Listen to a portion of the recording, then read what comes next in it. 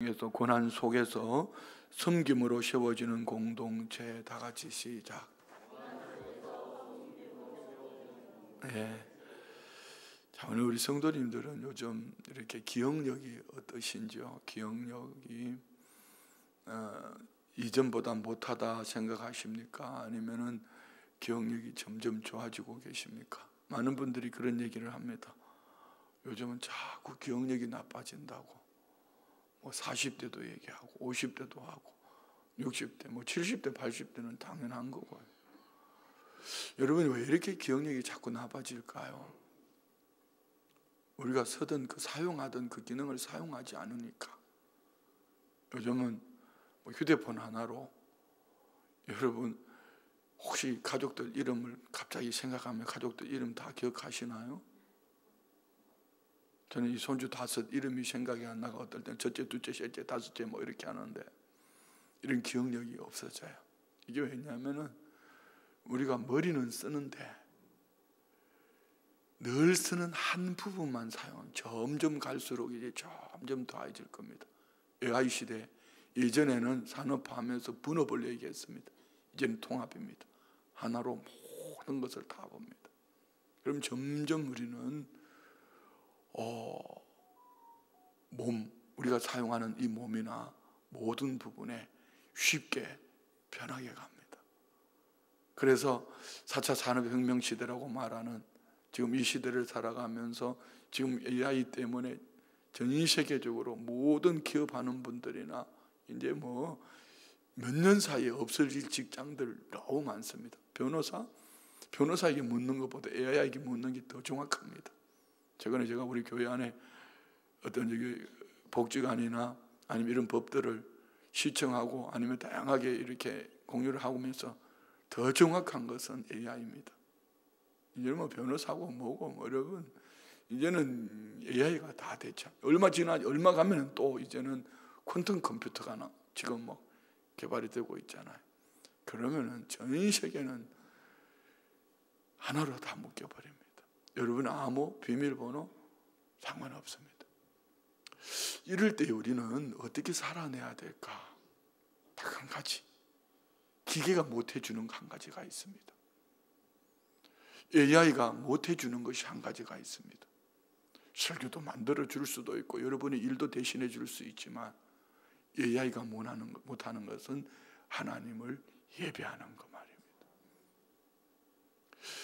최근에 들어서 제 마음에 무거운 짐이 점점 마음에 무거운 짐을 지는 것은 이겁니다. 예배입니다. 예배. 이렇게 오늘 주중 예배, 물론 수요 오전 예배를 드렸지만 우리 교회 중직자들만 해도 장로님, 권사님, 안수 집사님만 해도 주중 예배 1부, 2부로 드려야 될지도 몰라요. 그런데 우리 순복음 춘천교회가 수요 오전 예배, 저녁 예배에 이렇게 텅 비어 있다는, 어떤 교회는 아직 주중 예배를 없애는 교회도 있습니다.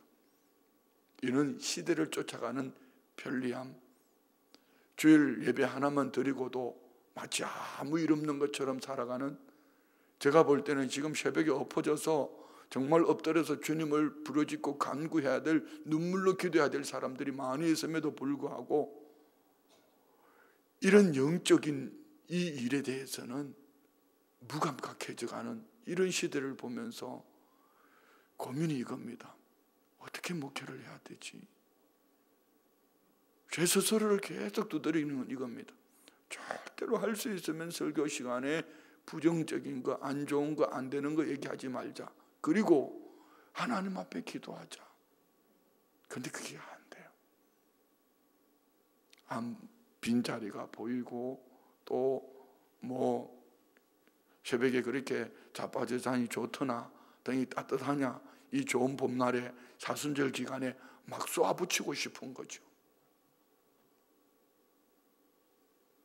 뭘 하고 싶다는 사람이, 뭘 되겠다는 사람이, 교회를 통해서 뭘 하는 사람이 기도 안 하고 예배하지 않고 여러분 뭘로 살아내겠습니까? 이런 거 말이에요. 목회자들도 정신 차려야 되고 저도 정신 차려야 되고 우리 모두 말입니다. 그런데 이는 시대 속에 두 부류의 정반대의 두 부류의 교회를 보고 두 부류의 성도를 봅니다. 한 부류는 시리를 쫓아가면서 희석되어져 가며 편리함, 편하게 내 몸이 편한 것처럼 예배도 그렇게 편한 방법으로 가는 교회 성도가 있는가 하면, 한 부류는 세상은 그리해도 이 영적인 부분만큼은 더하여지는 은혜 속에 살아가려고 몸부림을 합니다. 근데 사실은 이 일이 마지막 때에 우리 십자가가 아닌가 한번 생각해 봅니다. 우리가 시편 84편 5절 말씀부터 한번 볼까요? 자, 여러분은 어디에서 힘을 얻으시는지요? 다 같이 시작. 주께 힘을 얻고 그 마음에 시온에 들어가 있는 자는 복이 있나요? 여러분은 어디에서 힘을 얻습니까? 이 이야기가 그들의 이야기고, 이 말씀이 그들의 이야기고, 그들로 들려지면 안 되고, 내가 읽은 그것이 내 입술로 내 마음으로 고백되어져서 나는 어떤 사람, 환경, 형편을 만나도 나는 주님으로부터 힘을 얻는다. 오늘 죽는다 할지라도, 오늘 죽을지라도 나는 주님으로부터 힘을 얻는다. 그래서 내 마음은 시온산 예루살렘을 향하여 시온의 대로가 있으니, 나는 성경의 결론은 주께 힘을 얻고 그 마음에 시온의 대로가 있는 자가 복이 있다고 말씀하시지, 전화통 잡고 붙잡고 누가 어떻게 떠들어 돌아다니고 뭐 교회가 어떻고 그 사람이 복이 있다고 말하지 않습니다. AI처럼 빠른 정보를 가지고 이 정보를 모아서 퍼나르는 사람을 복이 있다 하지 않고, 성경은 주님께 힘을 얻고 그 마음에 시온의 대로가 있는 자는 복이 있다고 말씀합니다. 그러면 여러분은 여러분 자신을 한번 돌아보십시오. 여러분 복 있는 사람이십니까? 주님으로부터 힘을 얻습니까? 여러분 마음이 정말 이 성전을 향하여서 지금 이 사순절 기간에 이 기도하기 좋은 봄날에 성전을 향하여서 내 마음이 열려 있습니까? 그 사람이 성경이 복이 있대요. 그런데 하나 더 가봅시다. 6절 말씀 봅시다. 그들이 눈물 골짜기로 지나갈 때, 이거 말이에요. 우리는 신앙생활을 자꾸 쉽게 편하게 하려고 합니다.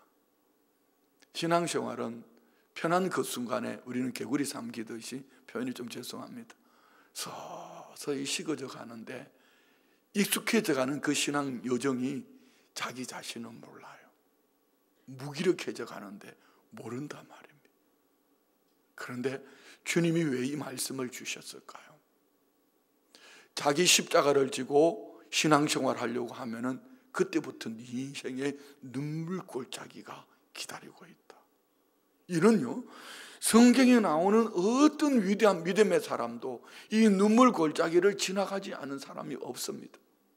여러분이 믿음 안에서 주님으로부터 주께 힘을 얻고 그 마음의 시온의 대로가 있어서 정말 복 있는 믿음의 사람이 되려면, 더더욱 이 마지막 때가 가까울수록 우리는 인생 여정 속에 자기 십자가를 지는 그 순간에 눈물 골짜기입니다. 그런데 놀라운 축복은 그쵸, 눈물 골짜기로 포장되어져 있지만 하나님은 약속합니다. 눈물 골짜기 안에 많은 샘을 예비해 두시고, 이는 광야에서 많은 샘은요, 기업입니다. 우리에게는 무엇으로 말할 수 있을까요? 여러분이 원하는 어떤 것도 다 집어넣으면 이 속에 축복이 다 들어있습니다. 그리고 네가 눈물 골짜기 지나갈 때 이렇게 하면 내가 그 많은 기업의 복을 주게 하고 끝내버리는 것이 아니라, 약속은 이겁니다. 이른비가 복을 채워주나이다. 하나님이 때를 따라 돕겠다는 하나님의 공식입니다. 제가 이번에 극동방송 이제 4월달 1, 2, 3주 주일 오후 2시 반인가요? 목회자 칼럼을 이제 4번을 쓰는데, 이 칼럼을 쓰면서 아무래도 저는 우리 교회를 기억하고 우리 교우들을 기억하잖아요. 교우들을 기억하면서 이 칼럼에 합당한 어떤 간증이나 예화를 찾을 때에, 오늘 성도님들의 삶 속에서 그분이 글을 할 때, 가장 힘들 때에, 인생 여정 눈물 골짜기를 지나갈 때에 주님 앞에 엎드렸고 헌신되어졌고 빚내서 뭘 했고 선교를 했고 뭘 하고 이런 것들 말입니다. 기억나는데, 그분들의 지금의 삶을 돌아보면은 한 사람도 잘못된 사람이 없어요. 근데 문제는 익숙해져 있는 신앙생활로 그것도 복이라고 거기서 멈춰버리면 안 되죠. 그런데 결론은 이 얘기입니다. 네가 한 게 아니고, 네가 주님을 향하여 마음을 열고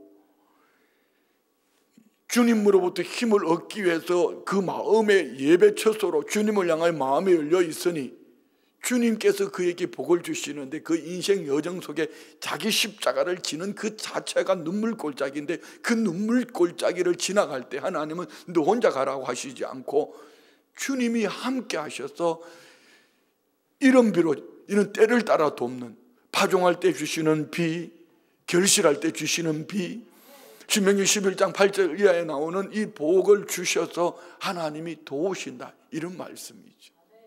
이 말씀은 동일하게 우리가 좋아하는, 지난주에 나누었던 다윗의 삶을 보면 다윗은 인생 말년에 그렇게 고백하지 않습니까? 시편 23편에 1절부터 3절까지는 우리가 원하는 그것을, 그런데 4절이 클라이막스예요. 눈물 골짜기. 내가 사망의 음침한 골짜기를 다닐지라도 해를 두려워하지 아니할 것은 주께서 나와 함께 하시느라. 주의 지팡이와 막대기가 나를 안위하시나이다. 다윗의 인생 여정의 모든 삶 속에 다윗이 다윗 되기까지는요, 우리 지난주에 나눴지 않습니까? 사울 왕을 왕으로 세우고 하나님은 후회하셨다고 그럽니다. 그러면 사울 왕이 잘못한 것 때문에 하나님은 폐위하기를 원하셨다면 사울 왕을 바로 내려야 되는데 바로 내리지 않고 무려 15년의 세월을, 다윗에게 기름 붓고 사울 왕이 15년 세월을 다윗을 쫓아다니거든요. 그럼 무슨 얘기입니까? 사울은 왕으로서 하나님이 사울을 패하겠다 말씀하시고도 왕으로의 그 자리를 뺏는 것이 목적이 아니고 그 눈물 골짜기, 너 왕의 자리에 내려와. 우리가 적용해 볼까요? 너 돈 때문에 예배 못해? 내가 돈 좀 뺏어갈게. 너 건강이 좋아서 그 싸돌아다니냐? 내 건강 좀 뺏어가 볼게, 이 얘기죠. 그러면 하나님 뭘 주셨다는 거죠? 사울 왕의 자리에서 그 자리를 빼앗으면서 다시 회개할 기회를 주었었는데 그는 끝까지 회개하지 않고 사람을 붙여가면서 결국은 하나님 앞에 버림받게 됩니다. 그럼 반대로 다윗은 어떡하죠? 다윗의 삶은 우리가 지난주에 나눴던 사무엘상 16장 12절 말씀에 보면은 그는 들판에서 오는 그의 얼굴이 붉고 눈이 빼어나고 아름다웠다고 말하지 않습니까? 그때 형편은 우리는 너무 많이 잘 알잖아요. 이세의 8 아들들 가운데에서 8째, 7째는 완전 수라했습니다. 이 8째, 예수 그리스도의 부활의 날. 그런데 그 다윗은 소년 다윗으로 15살 한참 청소년 힘 있을 때 말입니다. 부모도 버려버렸습니다. 학가통, 형제들도 없이 여겼습니다. 버려진 그 자리에서 철저하게 그 마음에 주님을 향하여 열려 있으니까 예배자로 사는 겁니다. 뿐만 그냥 우리가 머리로 예배하는 것 말고 이 자리에 와서 예배 드렸기 때문에 이것만 말하는 것 말고 철저하게 삶이 예배가 되어지는 다윗 말입니다. 아버지 몇 마리 양과 함께 들판에서 그 양들을 지켜내기 위해서 목숨을 걸었습니다. 그리고 하나님을 향한 찬양이 있었고 예배가 있었다. 이 다윗이, 그럼에도 불구하고 하나님은 이 다윗은 눈물 골짜기 속에 집어넣는 거예요. 그것이 시편 23편 4절 말씀 아닙니까? 우리 같이 한번 읽어요.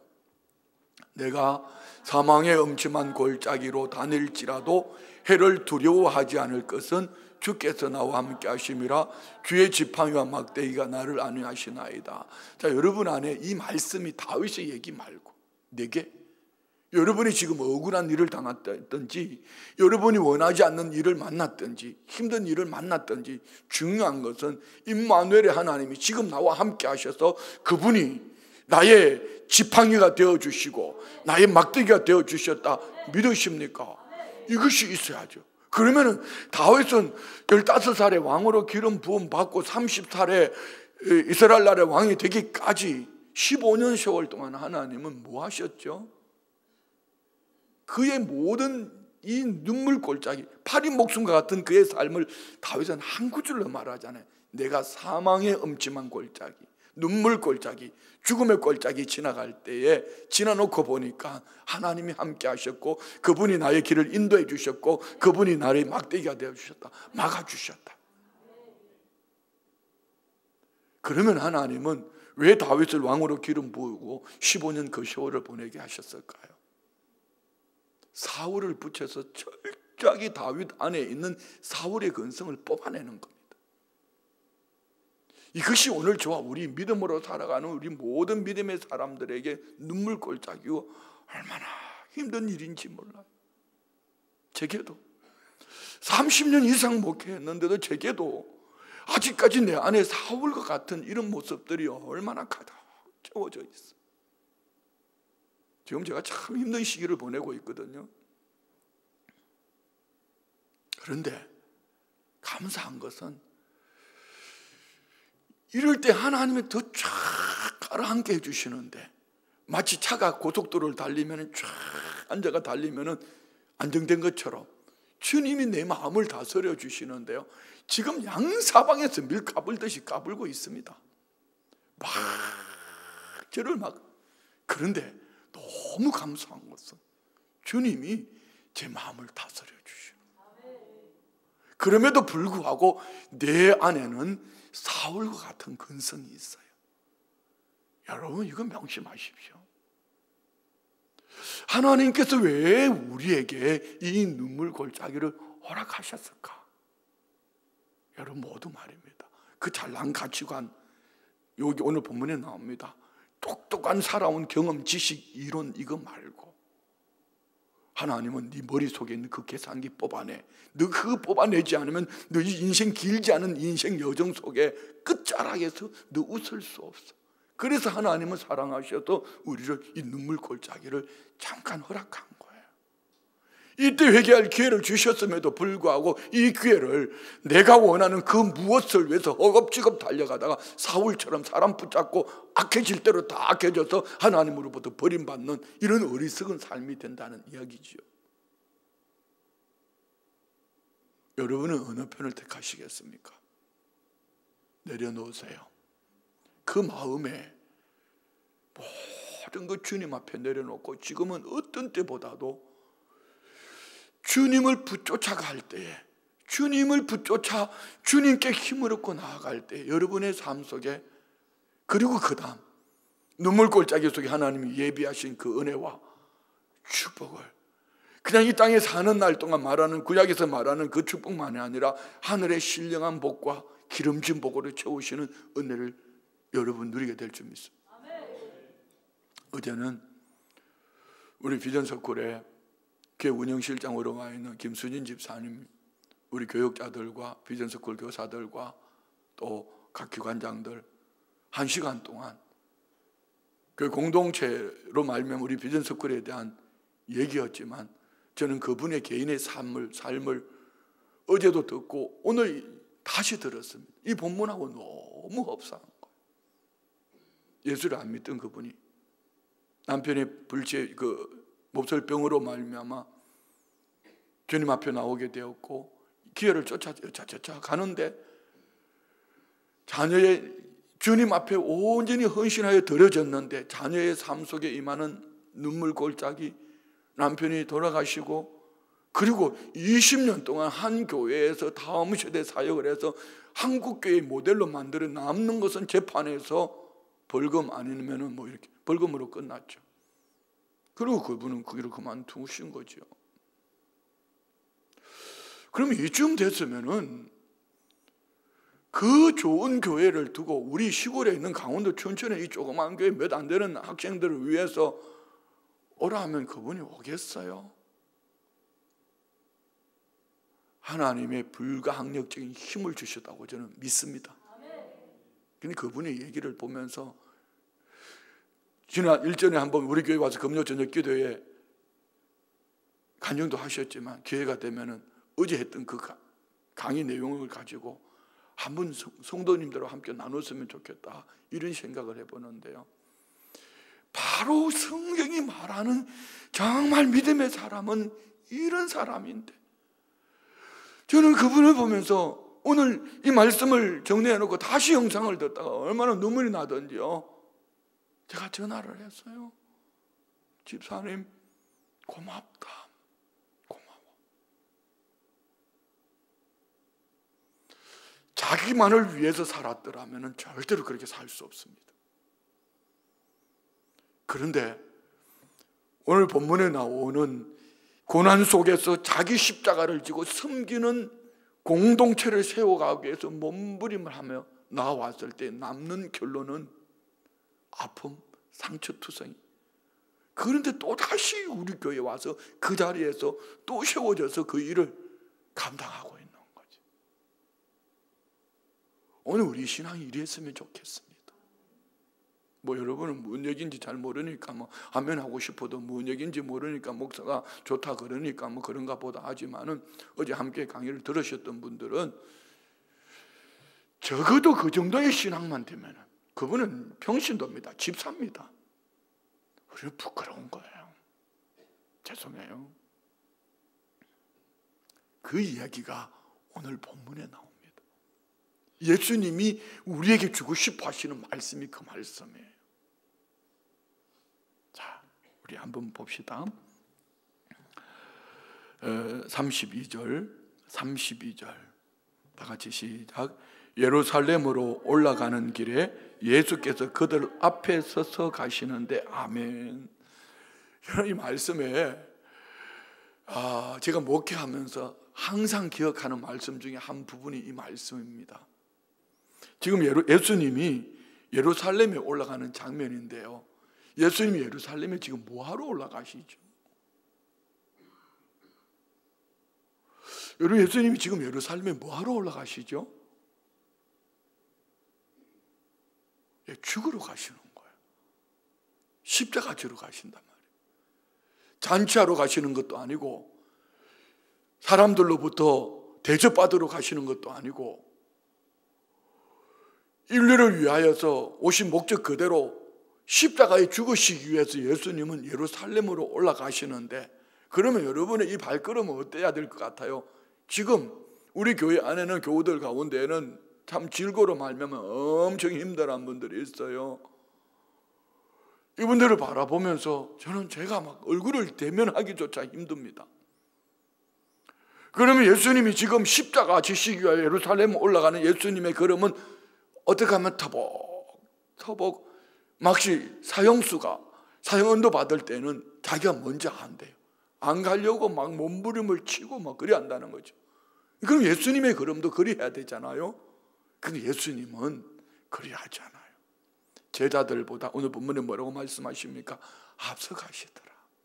예루살렘으로 올라가는 길에 예수께서 제자들 앞에 서서 가시는데, 그들이 놀라고 따르는 자들은 두려워하더라. 이에 다시 12제자를 데리시고 자기가 당할 일을 말씀하여 이르시되, 예수님은 예루살렘에 축제가 있는 도시, 유월절이 있어서 축제하러 가시는 것이 아니라 죽음으로 나아갑니다.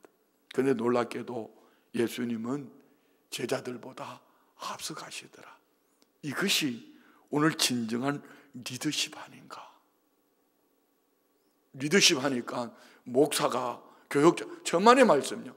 오늘 예수 믿는 저와 우리 모두는 세상에 리더십이라고 믿으시면 아멘.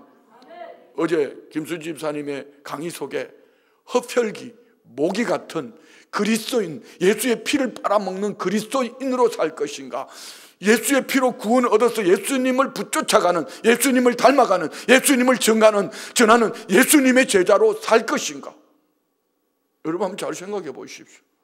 신앙생활 속에서 예수님의 피 빨아먹는 모기와 같이 그 피로 구원 얻은 것으로 내가 이 땅에 사는 날 동안 복 받을 거야 라고 이것만 생각하면서 흡혈귀처럼 말입니다. 이렇게 살아갈 수도 있고, 표현이 죄송해요.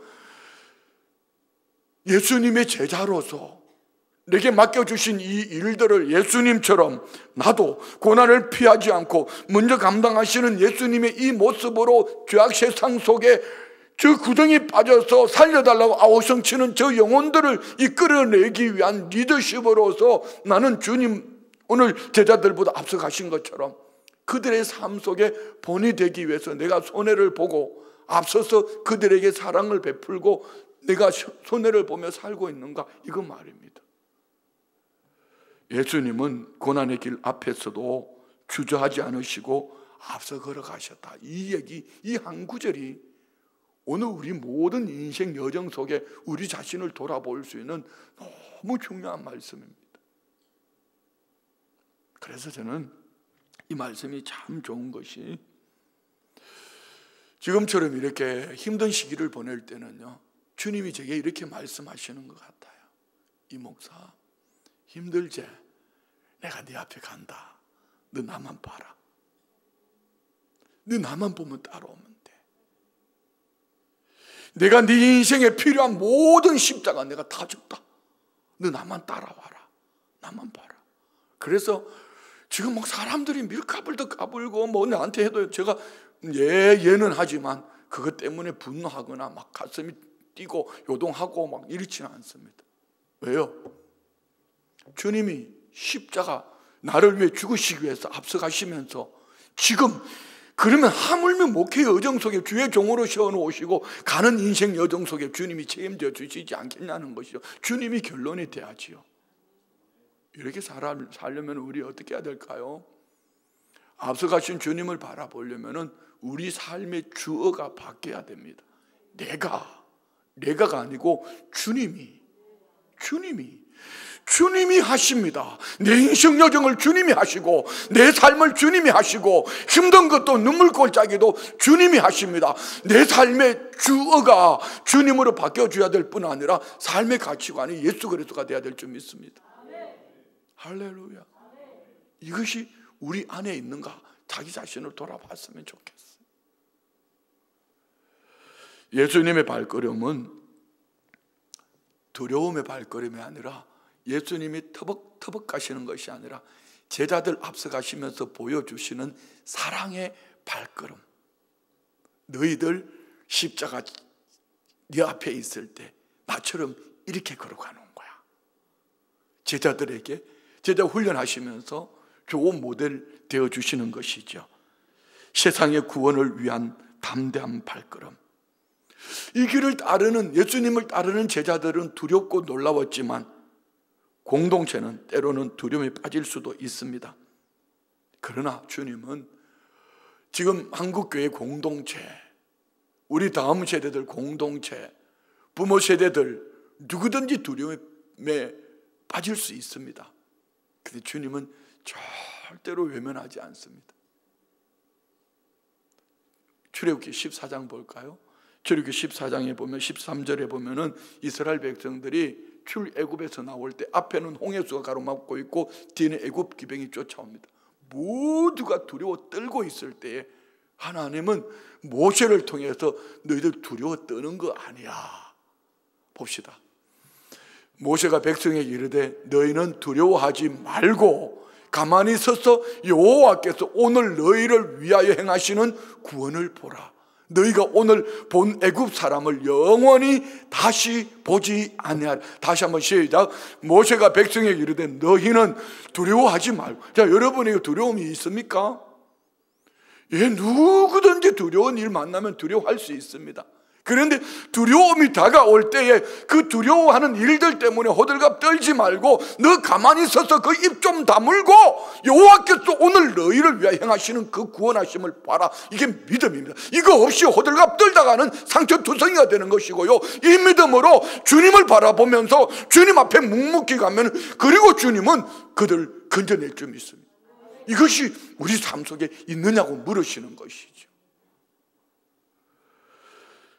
하나님의 사람은 두려움을 없애는 자가 아니고 두려움 속에서도 믿음의 발걸음을 옮길 때에 그 두려움이 아니라 오늘 눈물골짜기 속에 많은 것을 예비해 두신 것처럼 하나님의 기적 같은 역사를 눈으로 보는 은혜의 통로가 될 줄 믿습니다. 그래서 우리는 두려움 가운데서 믿음의 길을 걸어가는 믿음의 용사가 되시기를 주의 이름으로 축원드립니다. 갑자기 죽을 병이 오면 두렵죠. 믿음으로 반응하죠. 갑자기 물질에, 건강에, 자녀에, 내 인생 여정 속에 내가 원하지 않는 크고 작은 일들이 만나오면 두려움이 없는 사람이 어디 있겠습니까?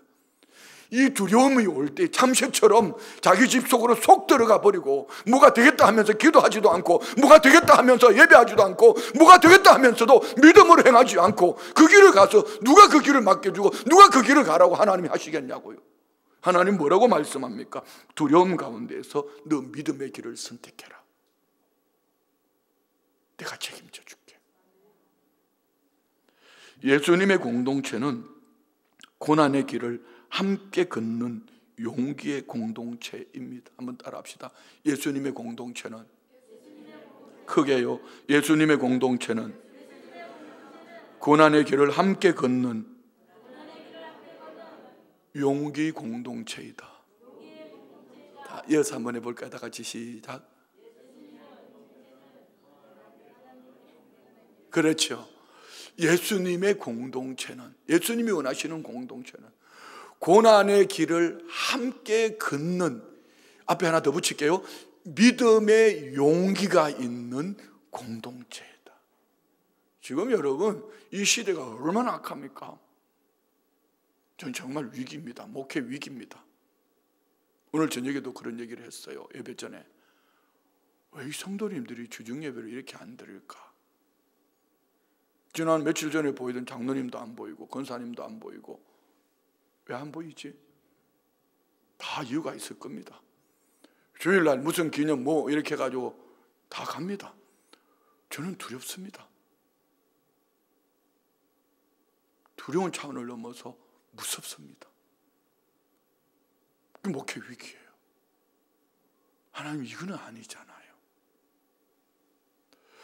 토요일날 우리 장로님, 안수 집사님들이 모여서 교회 성전을 막, 요즘은 안 나와요. 이기훈 안수 집사님 혼자 몇 분 나오긴 나옵니다. 막 새벽부터 막 하다 보면 안 나와요. 우리 장로님들 80명 넘게 있습니다. 안수 집사님들, 권사님들 다 어디 가셨죠? 천국 다 가셨나? 근데 주일날은 또 보이더라고. 무슨 얘기죠? 이거 쉽게 지나칠 얘기 아닙니다.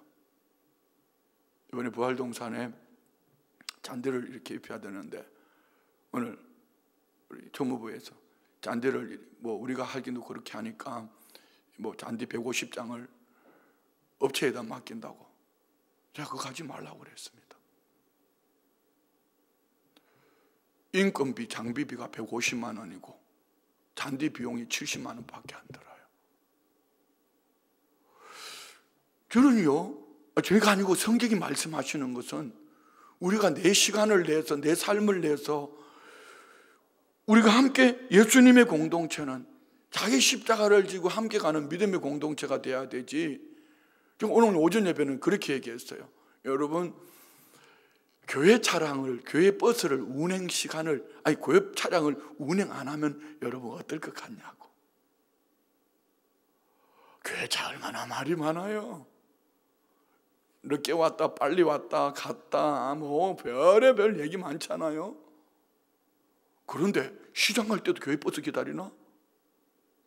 다른 데 여행 갈 때도 교회 버스 기다리나? 왜 교회 예배 올 때만큼은 교회 버스를 가지고 그렇게 말이 많나? 중시원에 있는 막 교회들은 순복음 천정교 제발 그 교회 버스 좀 없애라고 난리인데 뭐 이런 거 말입니다. 이렇게 하면 또 설교가 무거워지니까 그만할게요. 우리 진솔하게 한번 우리 신앙을 한번 돌아봤으면 좋겠어요. 우리가 정말 주님 앞에서 나는 내 인생 여정 속에 고난이라는 것이 왔을 때에 예수님이 허락하신 고난이라면 이 고난 속에서 예수님이 원하시는 공동체는 이 고난 속에서 무엇을 원하는가?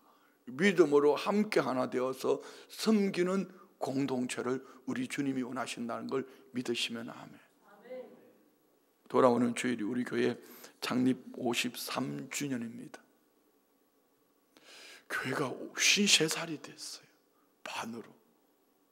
오늘 새벽에 나눈 말씀 속에 신명기 8장의 말씀에 보면은, 민수기 8장 말씀에 보면은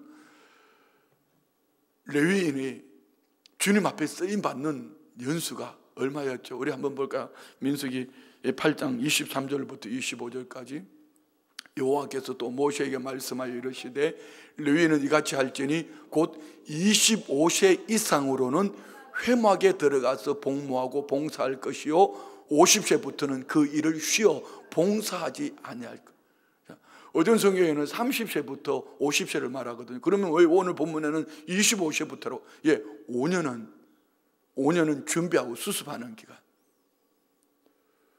30세부터 50세까지. 그러면 50세에 은퇴하고 나면 레위인들은 뭐 해야 되는가? 우리 그리스도인들은, 우리 순복음 친정교회는 53년, 3년이 더 지났는데 우리 교회는 지금 뭐 해야 되는 시기인가? 아직까지도 막 일어나기 위해서 옹알이하고 애기들처럼 나 좀 알아봐줘. 우리 교회만 얘기하면서 우리끼리 예배당 건축하고 우리끼리 이것만 몸부림을 치르며 살아야 되는가? 성경은 정확하게 답을 주십니다. 다음 구절 보세요.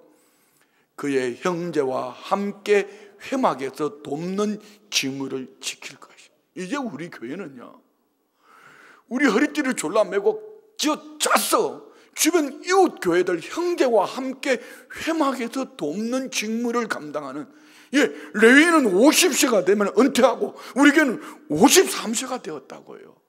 이쯤 됐으면 우리는 이제 돕는 직무를 감당하면서 뭐 해야 됩니까? 주변을 돌아보고 저 비전대로 춘천 성시와의 중심에 서서 한국교회 불을 밝히며 세계 선교에 앞장서며 할렐루야. 다음 세대를 우리가 이번에 가는, 돌아온 주일날 가는 오로라시, 이건 한국 선교사가 없단 말입니다. 아이러니는 이겁니다. 클락에서 버스로 5시간 가면은 오로라시가 있는데 클락에는 선교사님들이 남아 돌아요. 아침 먹고 모이면 선교사들이 쫙 모입니다. 인구 5만 명의 선교사가 700명이요. 그런데 5시간 버스 타고 가면은 한국 선교사가 한 사람도 없어. 우리 교회는 왜 거기 가야 되죠? 우리는 53살이 됐거든. 50이 넘었거든. 이제는 우리 교회는 돕고 섬기고 베푸는 일에 성경 그대로 말입니다. 우리 교회는 이런 가치관을 가지고 살아야 합니다. 할렐루야. 자, 여러분, 아내들 보고 창세기에는 뭐라고 그랬죠? 아담의 부인인 뭐라고 그랬죠? 내가 질문을 좀 심각하게 했나요? 돕는 배필이라고 그러잖아요. 돕는 배필. 에제르라고 합니다. 에제르. 어떻게 아내들 남편을 돕는 게 쉬워요? 골 때리죠. 그 식은 통머리하고 같이 살려니까. 어떻게 윤전도사 어때요? 남편 안수집사 없을 때 좀 하자.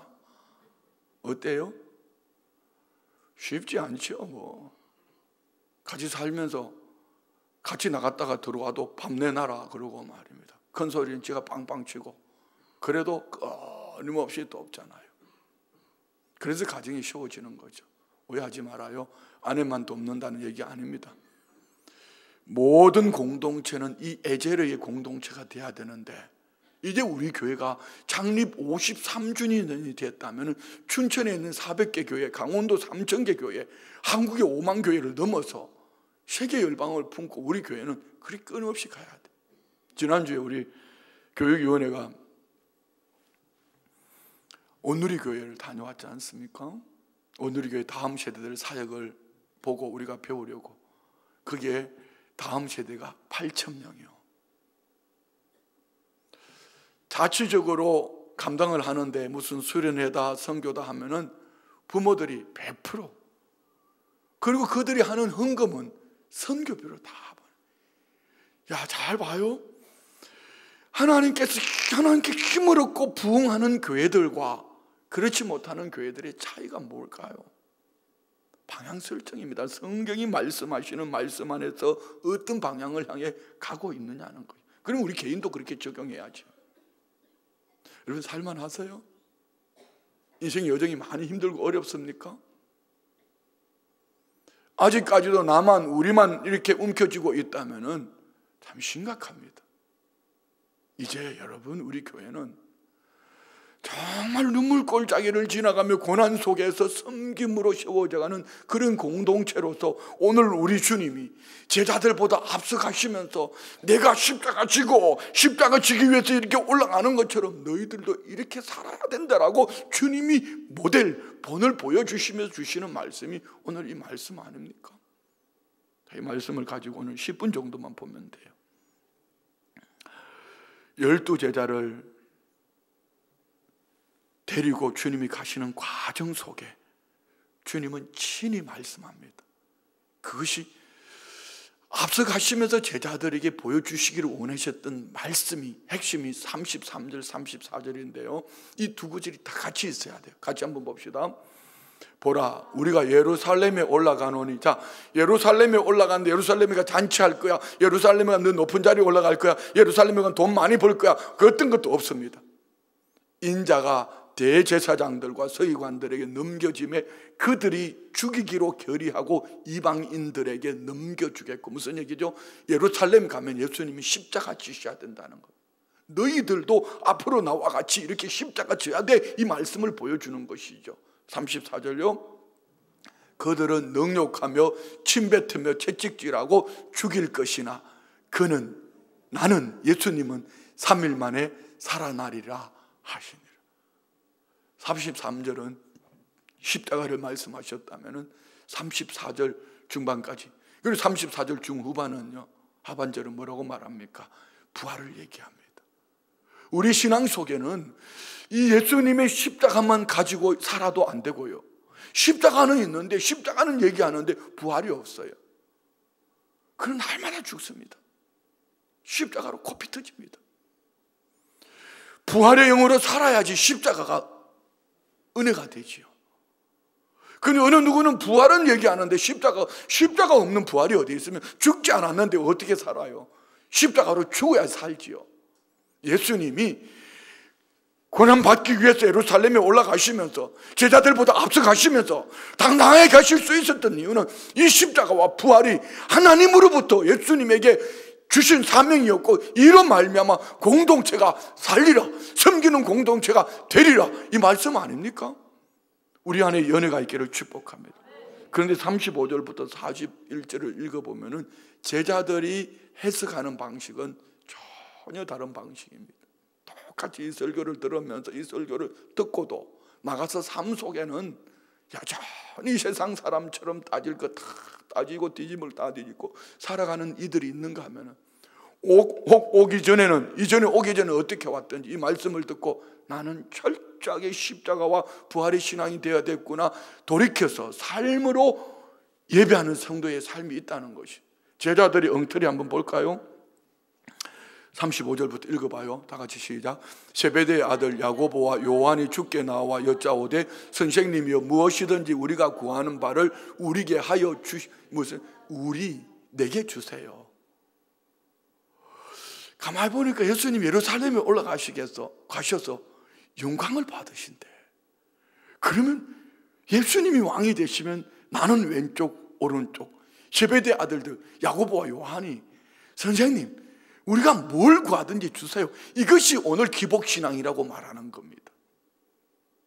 다음 절요. 이러시되 너에게 무엇을 하여 주기를 원하느냐 여짜오되 주의 영광 중에, 주님이 영광 중에 계실 때 우리를 하나는 주의 우편에 하나는 좌편에 앉게, 주님 높여주실 때 나 높여주세요. 주님 내게 건강 주시고요, 물질의 복도 주시고요, 높여주시고요, 내가 이 땅 사는 날 동안 내가 원하는 거 주세요. 여러분 그러더라고. 예수님이 나한테 말씀하셔, 전화 오셨어. 순복음 춘정교회 성도들이 나한테 전화는 잘해. 10분씩 1시간씩 전화해놓고 내 말은 안 듣고 그냥 가. 무슨 얘기인지 잘 모르죠. 기도할 때 다다다다다 해놓고는 지 말을 다 해놓고는 내가 해주고 싶은 얘기가 있는데 그건 안 듣고 그냥 간대. 뭐 말인지 못 알아들었어요? 잘 모르시는구나. 자, 여러분, 자기 중심으로 신앙생활을 하면은, 이렇게 세상의 가치관을 가지고 신앙생활을 하면은 오늘 이 두 사람처럼 서로 높아지려고 하고, 서로 가지려고 하고, 서로 차지하려고 하고, 서로 인정받으려 하고, 나. 이게 지금 주님이 책망하시는 말씀 아닙니까? 다음 절 보세요. 주님이 직언을 하십니다. 예수께서 이러시되 너희는 너희가 구하는 것을 알지 못하는도다. 내가 마시는 잔 십자가를 너희가 질 수 있느냐? 내가 받는 세례 십자가를 너희가 받을 수 있느냐? 이 제자들은 무슨 말인지 몰라요. 그럼 이쯤 되었으면은 우리가 진정 신앙인이라면은, 주님의 제자라면 주님께 물어야지요. 주님, 나 이해가 안 됩니다. 주님, 이 말씀이 무슨 말씀이, 이렇게 물어야지요. 그래서 39절 볼까요?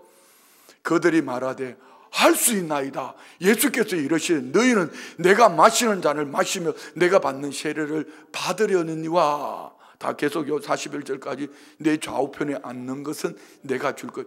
너희들도 각 사람이 나처럼 자기 십자가를 지겠지만 너희들이 내 좌우편에 앉는 것은 내가 줄 것이 아니라, 이 중요한 얘기입니다. 누구를 위하여 준비되었든지 그들이 얻을 것이라. 무슨 얘기죠? 예수님의 좌우편에 앉을 사람은 서로 높아지려고 하는 사람, 내가 취하려는 사람이 아니라, 다음 절 41절 열제자가 듣고 야고보와 요한에게 대하여 화를 내거늘. 자 42절요. 예수께서 불러다가 이르시되 이방인의 집권자들이 그들을 임의로 주관하고 그 고관들이 그들에게 권세를 부리는 줄을 너희가 알거니와 너희 중에는 그렇지 않을지니 너희 중에 누구든지 크고자 하는 자는 너희를 섬기는 자. 예수님 좌우편에 앉을 수 있는 사람은 크게 되고 싶으면 그를 섬겨주고 그를 높여줘라. 이는 무슨 얘기죠? 우리에게 절대 네가 종이 되라는 얘기입니다. 다음 절 볼까요? 44절 45절 너희 중에 누구든지 어떠함이 되고자 하는 자는 모든 사람의 종이. 여기서 말하는 종은요 이겁니다. 주인이 식사할 때 옆에서 수건 들고 주인 눈치 살피면서 수건 들고 수발 드는 거, 수종 드는 거, 이게 종이에요. 자, 여러분, 우리 교회 공동체가 이런 공동체가 돼야 되는데 제가 힘든 게 이겁니다. 제 목회가 힘든 게 이겁니다. 말이 많아요. 서로 높아지려고 해요. 자기 중심으로 살려고 그래요. 목사를 아주 잡아먹으려고 그래요. 머리털 다 뽑으려고 그래요. 자기 유익을 위해서요. 교회를 통해서 사업을 하려고 합니다. 교회를 통해 돈벌이를 하려고 합니다. 그래서 자꾸 높아지고 싶습니다. 주님은 말씀합니다. 너 어떤 될 수 없어. 너가 진정 어떤 되기를 원하면은 네가 그들을 섬기는 종이 되라. 철저하게 종의 자리로 내려가라. 지금 우리 교회가 그렇게 가고 있거든. 그래서 우리 교회는 이 복을 받아요. 그런데 개개인이 교회가 이웃을 섬기고, 오늘 아침에도 우리 성시 기도회 목사님들 모여서 기도하는 가운데 이게 젊은 목사님들 우리 교회가 지금 올해부터 섬겨주고 있잖아요. 그 교회뿐입니까? 왜 우리 교회도 빚을 갚아야 되는데, 빚이 제법 많이 있는데 왜 이거 해야 됩니까? 주님이 주님 나라에서 좌우편에 앉고 싶거든. 너희들이 어떠함이 되기를 원하느냐? 철저하게 동의되라. 섬기는 자가 되라고 말합니다. 이게 뭔 자존심이 있어요. 군에 가니까 고참이 그러더라고요. 쫄병이 3대 원칙. 주는 대로 먹고, 시키는 대로 하고, 때리는 대로 맞고. 쫄병이 3대 원칙. 저는 이게 철저하게 하나님의 종이 살아가는 방법이라고 생각해요. 하나님이 주신 대로 감사, 시련도 역경도 감사, 시키는 대로 아멘. 여러분 한번 해보세요.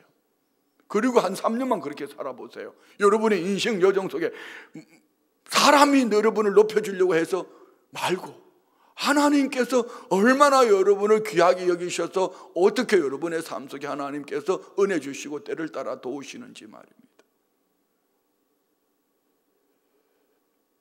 여러분, 이 말씀이 안 찔리는 사람이 어떻게, 나도 찔려요. 저는 그래도 목회자들 중에 정말 잘 섬기는 목회자로, 우리 교회는 잘 섬기는 교회로 소문나 있지만, 그래도 이 말씀 앞에 엄청 찔리더라고. 자, 말씀 마치면 우리 하나만 생각합시다. 우리 인생이 그리 길지 않아요.